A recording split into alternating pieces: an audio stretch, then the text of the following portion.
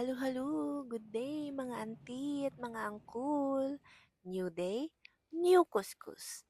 Tara, samahan niyo ako na maglinis ng veranda for today's video.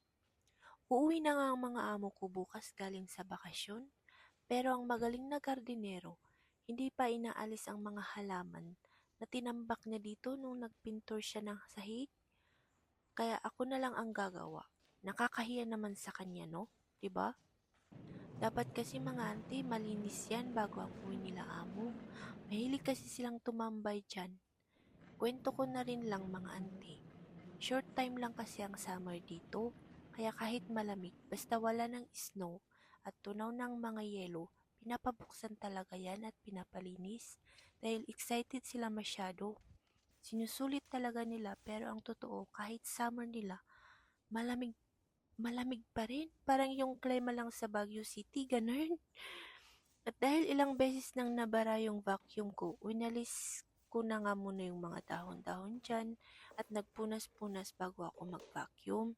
Di bali na yung mga glass wall kasi may pinapapunta silang naglilinis dyan.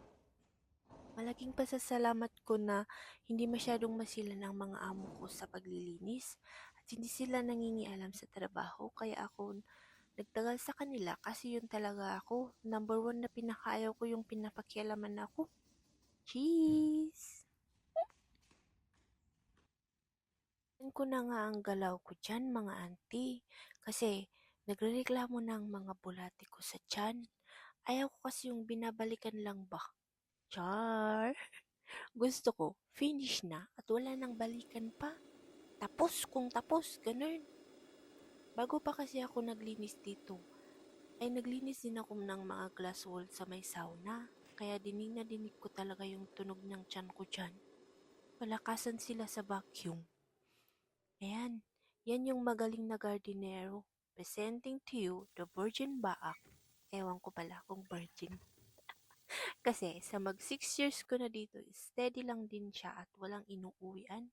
Wala daw siyang anak, yun lang ang alam ko sa kanya. Anyway, talagang kahit nagugutom na nga ako, ay pinilit kong tinapos muna yan bago ako mag-lunch. So kain muna tayo guys. Bye!